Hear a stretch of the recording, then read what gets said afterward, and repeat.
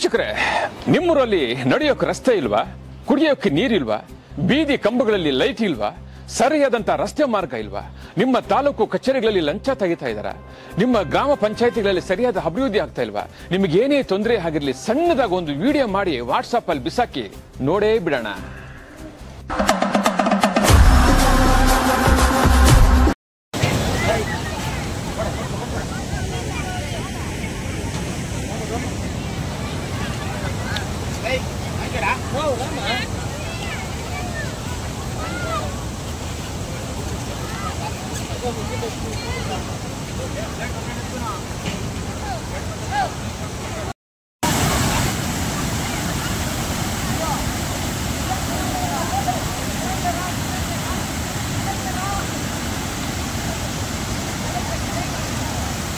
ವೀಕ್ಷಕರೇ, ಇಂತಹ ವಿಡಿಯೋಗಳು ನೋಡಬೇಕಾದ್ರೆ ಐಡಿಯಾ ನ್ಯೂಸ್ ಅನ್ನು ಸಬ್ಸ್ಕ್ರೈಬ್ ಮಾಡಿ, ಶೇರ್ ಮಾಡಿ, ಲೈಕ್ ಮಾಡಿ.